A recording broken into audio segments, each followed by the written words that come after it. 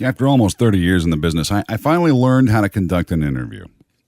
Here I'd been thinking, just being myself and asking a few questions, being kind of nice, offering an opportunity to get a thought or two out despite what my own personal opinions might be, being real. I thought that was the way to go. But I was recently introduced to a broadcast that showed me all about hard-hitting facts and how to present them, how to ask the hard questions. So now I have a template. I think I got a handle on things. Without further ado, the statements and opinions shared on this program in no way reflects the statements and opinions of this station or wildebeests on the plains of wherever wildebeests choose to roam. Although we may in fact reference a wildebeest or two. But yellow jackets can go pound sand. Yellow jackets suck. Okay, give me a minute. Gotta gargle with bourbon and suck on a wedge of lemon. From lawsuits to resignations, hirings and firings that may or may not reflect the will of the people versus the will of an empowered few, gotta watch my contractions if I'm going to sound professional. There have been a lot of changes in our county over the past few years. Here today to discuss some of the events that have led to the atmosphere in which we now reside, I welcome Curry County Commissioner Court Boice. Welcome to the all-new, streamlined, facts-only policy I have implemented on any interview portions of the Bailey broadcast, Commissioner. Thank you for joining us. Commissioner, I recently heard an example of how an interview is supposed to be conducted, so if you don't mind, I'd like to get right down to the hard questions, the inquiries that are constantly on the minds of all of our listeners and, of course, the voters of Curry County. Now, in doing research for our discussion, I find that there are allegations that have been leveled against you, and I have personally found enough circumstantial evidence to convince me that where there's smoke, there's fire. Commissioner Boice, just how many puppies have you cuddled with this year? Is that chair comfortable enough, Commissioner? Can I get you some tea? Maybe a Perrier? I mean, I do have a slightly used wedge of lemon. It's just no? Okay. Commissioner, I've heard that you actually breathe in oxygen and exhale carbon dioxide. That, you facilitate some sort of conversion process that's beneficial for the very things we find growing on the Wild Rivers coast. Is this true? I mean, you're actually feeding plants, trees, things of that very nature with every breath you take. I was shocked to find that out. I had no idea. I'm simply amazed at the lengths you go for not only our county but the entire planet. Just wow. I just wanted to throw that out there. I had been completely unaware of that. But on behalf of the county, I just wanted to thank you for all of that. As we've kind of been having fun with, there was a recent interview that touched on a lot of different things, and they were in ways that I think were a little bit one-sided. So I thought we'd just sit down and have a little chat about all sorts of things county-wide, and maybe address some things that have been heard in recent broadcasts that are what they are. I thought we'd talk a little bit about, for example, county administrator. Can we discuss what the county administrator did, what happened to that position, so on and so forth? Well, great, Bill. First, thanks for your interest. Thanks for KGBR giving me the opportunity to kind of go before the citizens. I was a little taken back. Certainly had a prejudicial program, on that interview, the KCIW with Commissioner Gold. Yeah, we've had a lot of issues the last couple of years. We've lost some very valuable time. There's been incredible amounts of money that have gone out that door. And you mentioned the county administrator. I voted against that. But after we had an interim county administrator by the name of John Hitt, records will show, facts will bear out that I worked very well with him. Bill, he was very affordable. He loved Curry County. He put out a tremendous effort. Bear in mind, through my opposition, when it came time to get the new county administrator, I pushed back. 6 out of the 8 elected officials asked the board to keep John Hitt. His record was great, his style relating to people, his background certainly, commitment to Curry County, and he was someone we could afford. Meanwhile, the new CAO comes on board. They put him in a position which I think he appreciated, to file 2 lawsuits against me for travel. He, just if you look back at the Prothman advertising, we struggled to get anybody to apply. And so him coming from Minnesota, knew nothing about Oregon. Sure, nice enough guy. They all are. And so that total bill, and this is all easily verifiable, documented, his time here in 6 months Cost us about $153,000, I think. And every time I tried to block this, tried to get the board to rationally respond to all the above when it comes to his employment here, and I lost. And to see that money going out, doggone painful. I don't know how else to characterize it. And so that was a big issue. And in comparison, HIT cost us about the same amount of time, 6 months, cost us about 1/4 of that, and we got better production. We had less conflict. We had progress moving forward for Curry County that got stopped. And again, 6 of the 8 elected officials asked to keep him. We failed on that. The other 2 commissioners, the previous board, said, no, we're going to have somebody new. I could elaborate a long time on all that. Well, if one thing I'd like to have elaborated on at least a little bit is how the position come to be, because it's not something that was historically happening here in Curry County. So how did the position come to be in the first place? Was that something that the citizens voted on, or? Well, actually, yes. In 2008 and 2014, 2 measures went down substantially. 2008 went down by 72%. In 2014 by, I think, about 64%. The people want to be able to vote for their elected officials. They don't want an unaccountable county administrator to have the say-so, and it just takes it's just part of the whole democracy that we have in our little county government, and then the previous board said, we're not going to pay attention. I think that's an inexcusable kind of politician when you know what the people want and you deliberately go the opposite direction. We have a director of administration now. We brought Julie Smelser back. We're moving forward, and she just doesn't have the power to hire and fire people, and obviously, she's someone we can work with. We're very excited to have her on board. We're definitely saving money. She took a $15,000 pay cut bill to come here, back to Curry County. She hit the ground running, and we're getting a lot of progress on moving the county forward. Well, and that was going to be one of my next questions. Is one of the accusations that have been leveled basically over this administrator thing is that this board basically got rid of the prior guy and hired somebody that did the same job is what the allegation was in a recent interview. Well, first of all, she comes back to us from Josephine County. That's a county 4 times the size of Curry County. I've gotten to know the commissioners over there very well. So I'm assuming there's other differences. It isn't the same position as was alleged. It's not the exact same position. No, she's in charge of community development. She's back office manager, and she is director of Curry operations. So those 3 jobs, okay, we eliminated the community development director, which was the highest paid employee we had in this county at $92,000, give or take close to the sheriff. And I publicly many times said, are you kidding me? A sheriff that has that kind of responsibility 24/7 and a community development director didn't work, and we lost a lot of money there. We eliminated the building official that was hired over my objections in October, totally unqualified. County had to pay with no money, had to pay for his training. I mean, just a lot of decisions like that. So this notion, this dogma that's going out throughout the county that we're actually spending more money. No, we're spending less, and we're finding people that can do the job for less. And in fact, Bill, we brought John Hitt back on. He's working for $25 an hour. I mean, that kind of expertise. He's doing his part to trying to get us back. The building department, the planning department should be the pride of Curry County, and it will be. It's just going to take a little time.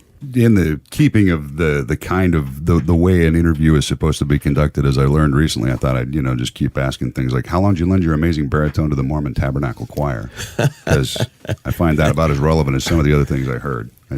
Well, thank you. I see a division, and you see it in our country, you see it in our state, you certainly see it in our county, and we don't have time for that division. And those the attitudes that send us to put that gap in really distracting from problem solving and not taking that serious and having those various factions that, a lot of it is in South County, trying to bring those people together. I look at the opportunities.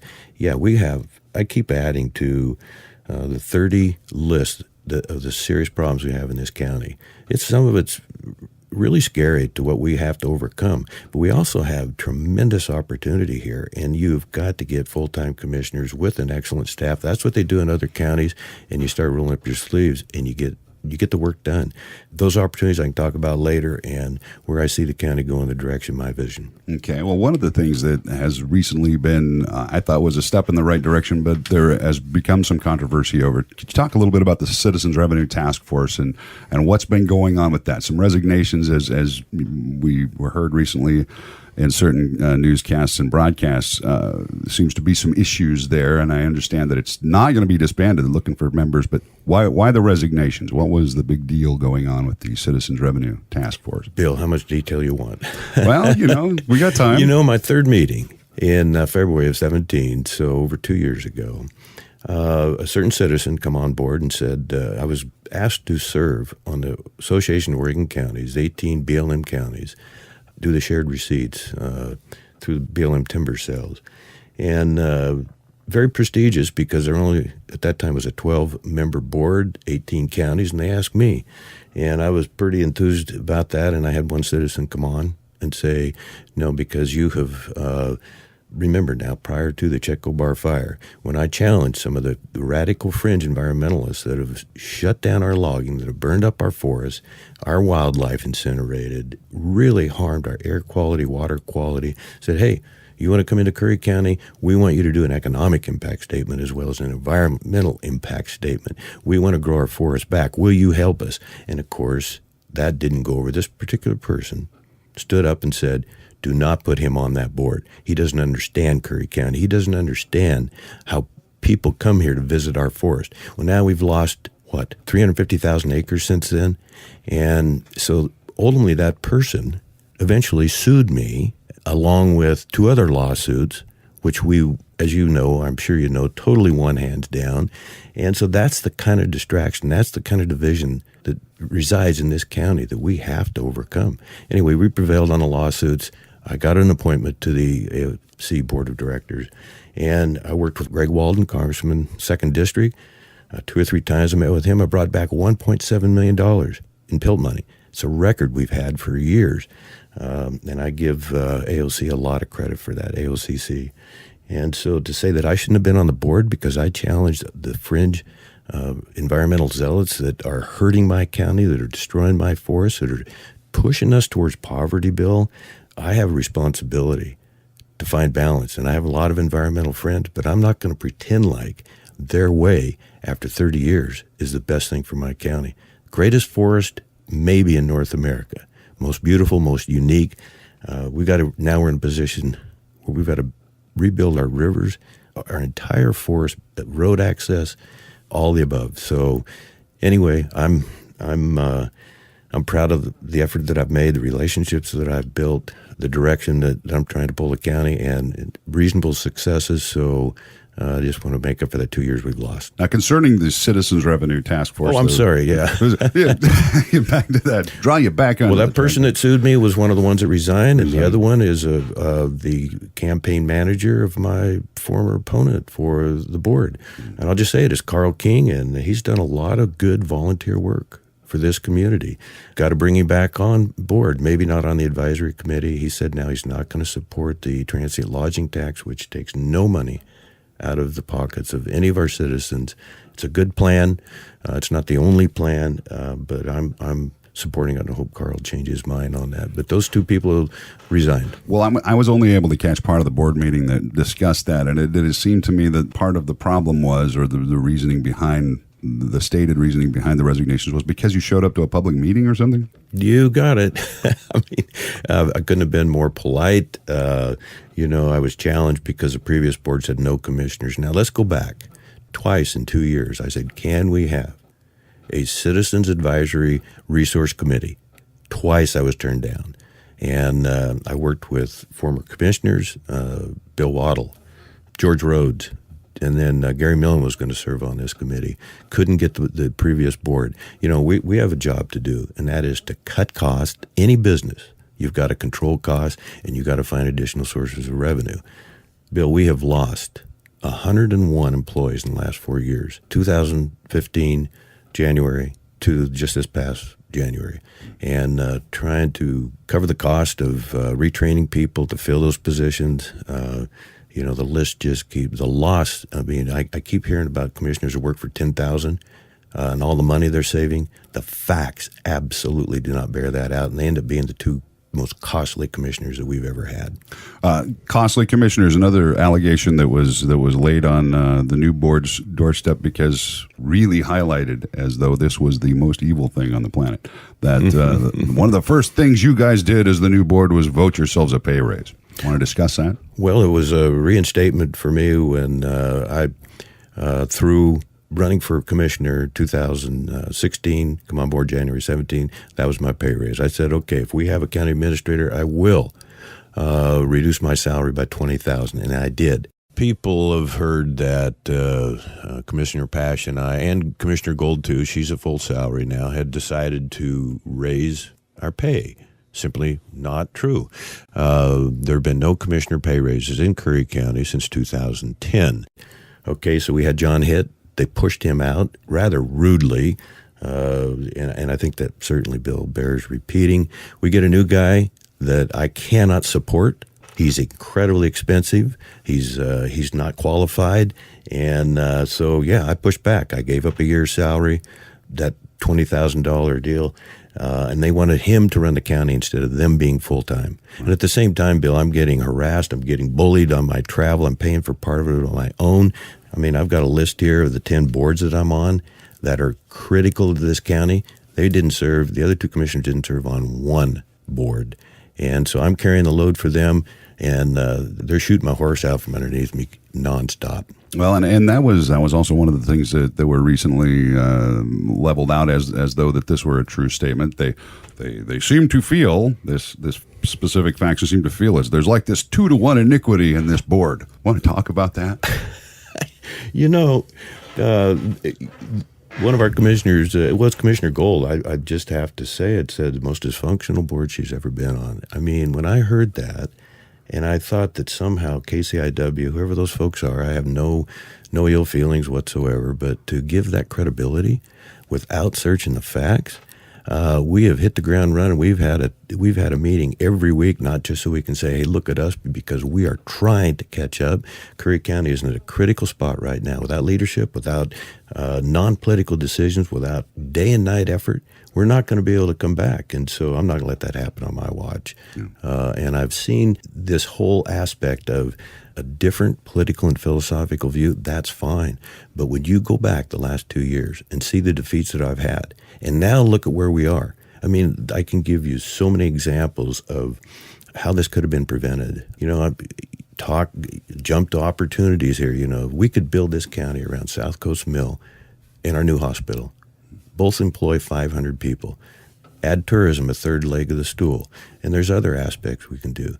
But the commissioners have to take that leadership. They can't just say we're going to have a county administrator and give him or her that authority without being in there on a daily basis. I get there at 7 in the morning, not look at me or poor me. It's what I signed up for, and that's what I got to do. Well, and oddly enough, having followed some of the board meetings, I'm here. I'm stuck here.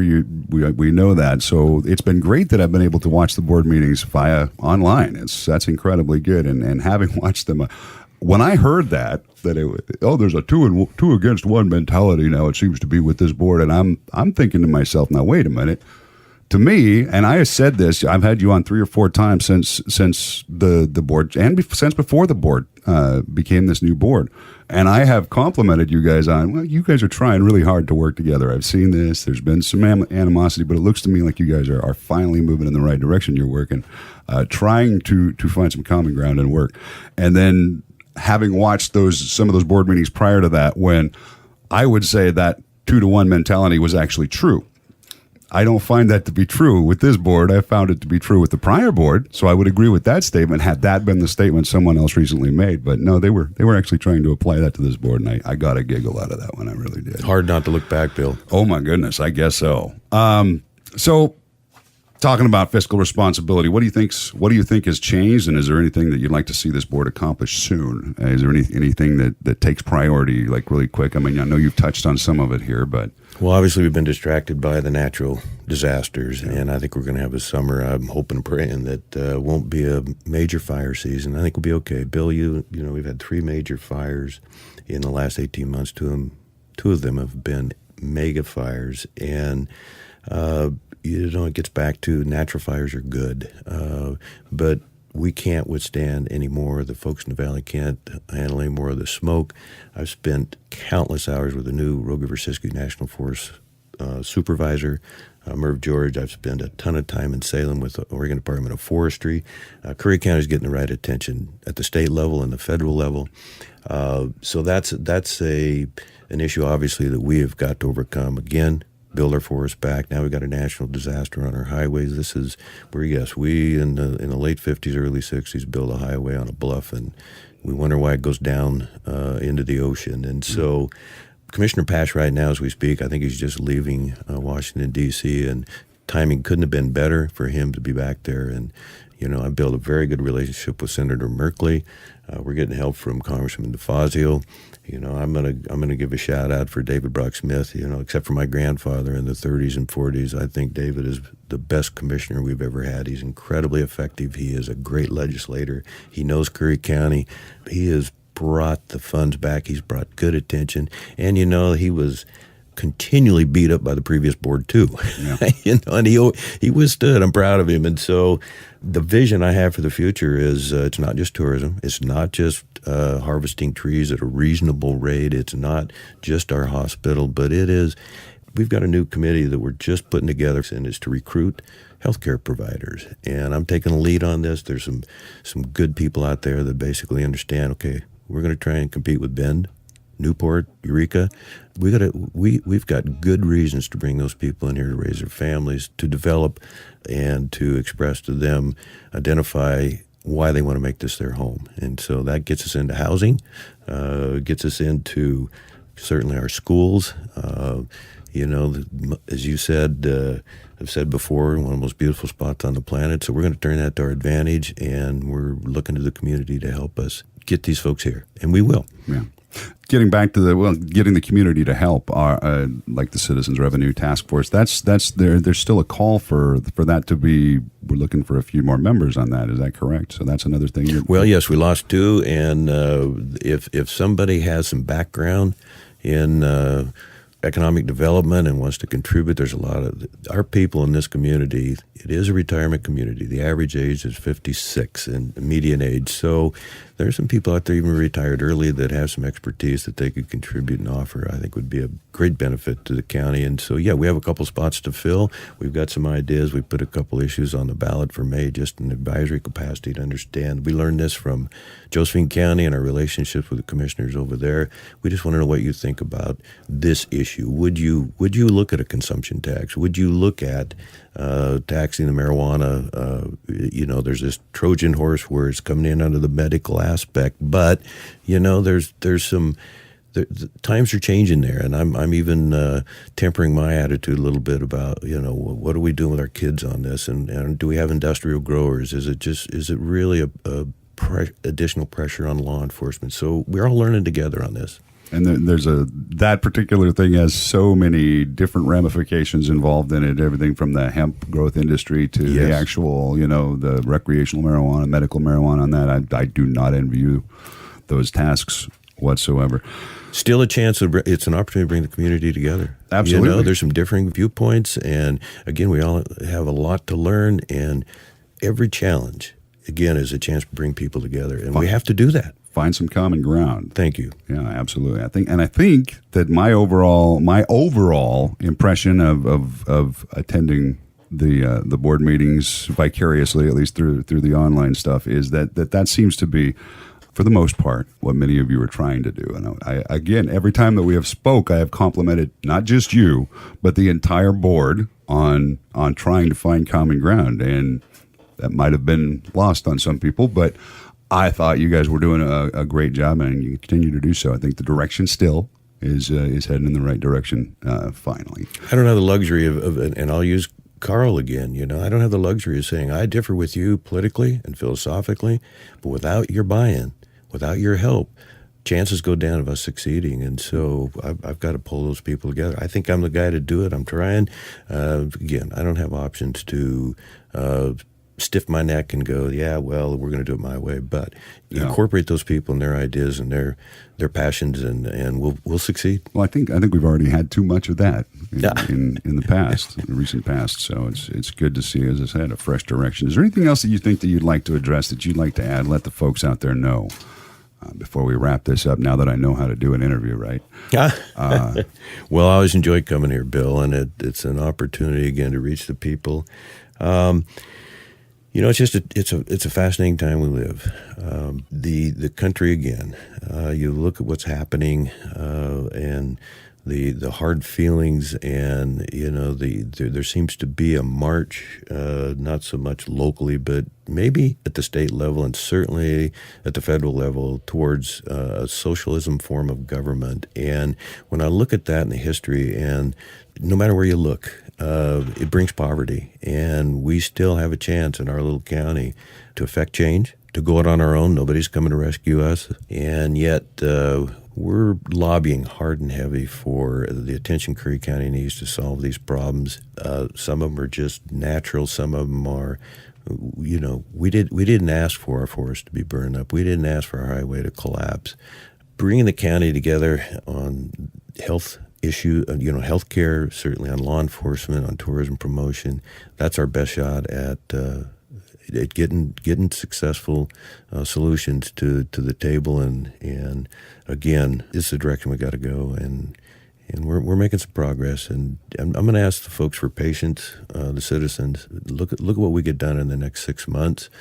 Don't hold because we get paid for the work we do. I put up with so much stuff, if nothing else, from the characters out there that are terribly misinformed or not properly informed about their own government, and I know the hours that are required.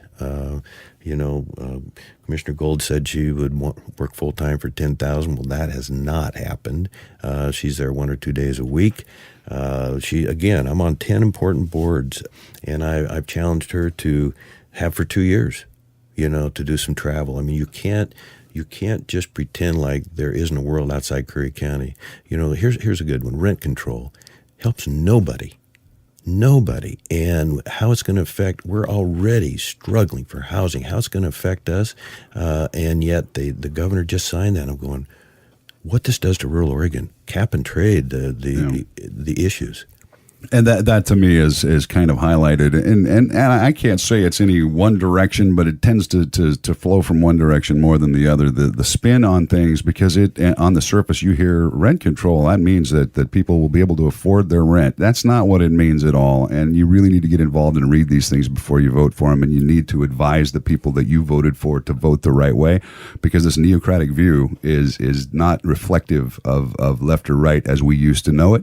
And radical things that have been done in the name of both parties. Actually, if you go too far one way or the other, it's just there's no middle ground anymore. And the common man like myself is just going, what the heck is going on? Why would we give up our liberty? It almost is that serious. And you use a term, I like that term, neocratic. I mean, we know it. We know what you're referencing there, and that is that people they're not informed. And when you look at, sounds great on the initially, because we want to help people. We want to we want to help when we can and defeat injustice of a social kind or any other kind.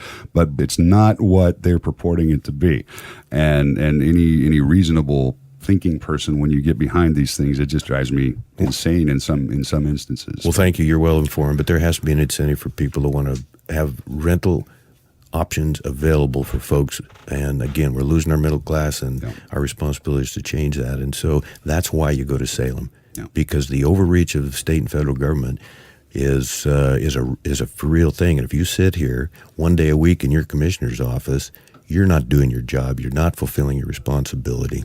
I agree. Commissioner Court Boice, thanks for coming in and setting the record straight. Thanks. Participate later. Participate in me learning how to do an interview correctly. I like that. Thanks, Bill. Curry County Commissioner Court Boice, and I don't think that he would object to the idea of saying Curry strong at that point. Stay tuned. I'd like to keep us informed with anything from the commissioners that they would like to share with us. The state of the county, the way the county is dealt with, it all affects us one way or another. Whether you hate politics, love politics, or don't care one way or the other, it's going to affect you in your life. So keeping informed, even if you don't particularly care to get involved, is never a bad idea. So that's what we're trying to do. Keep you informed.